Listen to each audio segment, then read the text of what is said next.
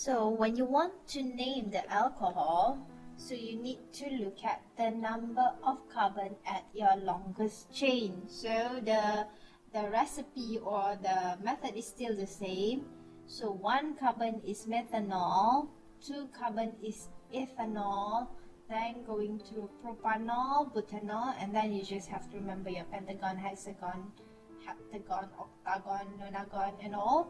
And then all the gone, you need to change to anol, because anol is for your alcohol. The name for your alcohol should be like methanol, ethanol, propanol, so on and so forth. So if you were asked what is the functional group for alcohol, again you need to remember the functional group of alcohol is the OH. So alcohol, the functional group is OH. Or you can write it as hydroxyl group. So this is the functional group for alcohol, either hydroxyl group or the OH.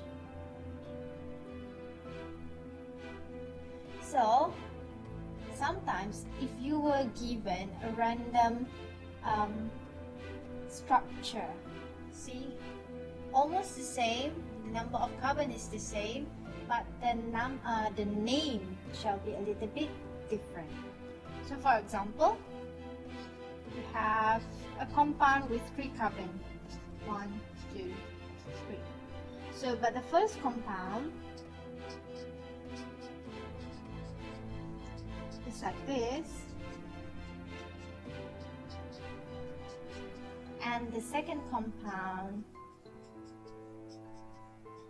is like this.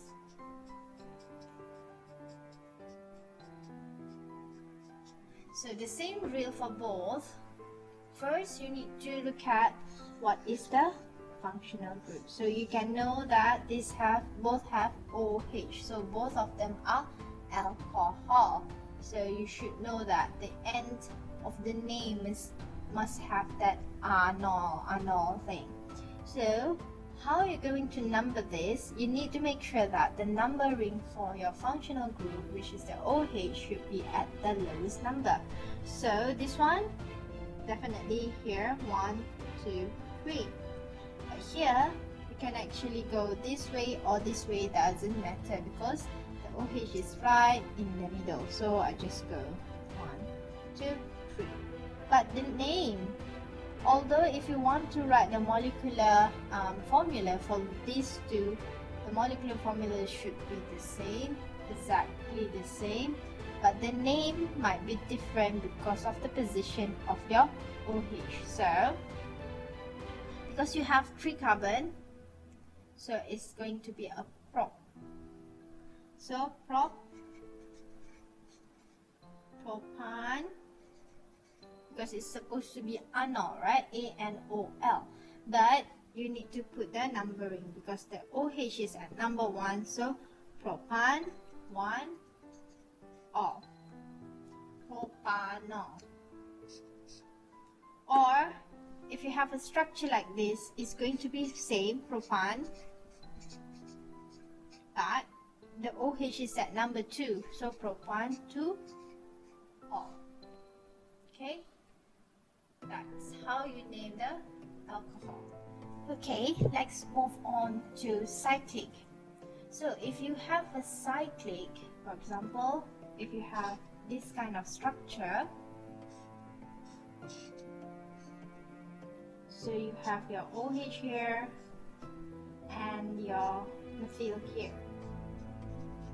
So how are you going to put the numbering? You need to make sure that carbon number 1 should always be the carbon for your functional group. So this one, 1.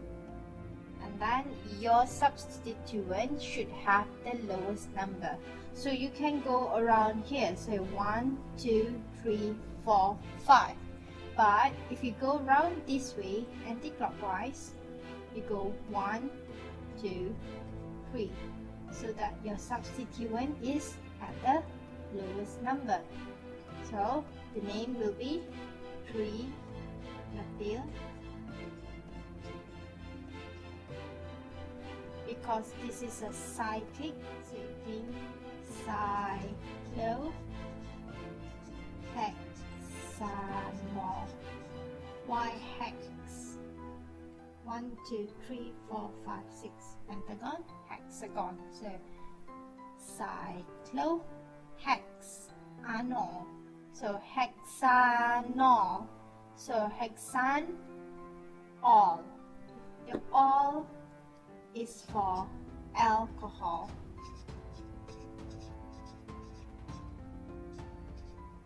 Okay, so now what if you have more than one substituent? So for example, the structure is like this.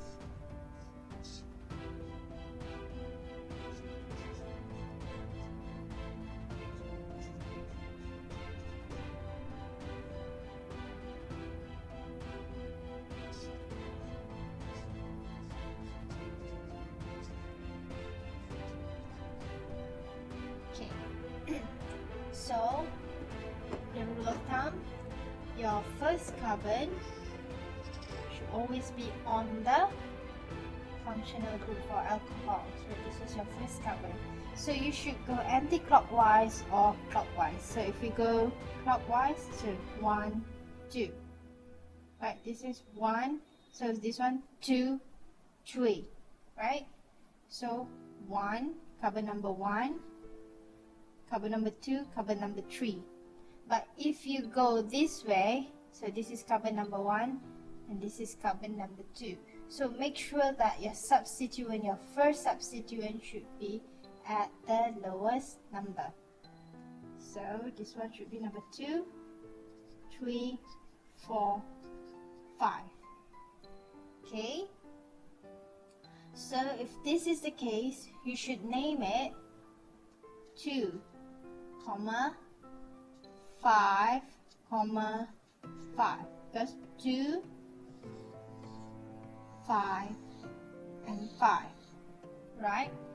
And then how many methyl that you have? 1, 2, 3. There are 3 methyls altogether. So 3 means methyl. Same goes because this is a cyclic, right? So cyclo, CYCLO, hexanol. 1, 2, 3, 4, 5, 6. 6 carbon altogether. So cyclohexanol.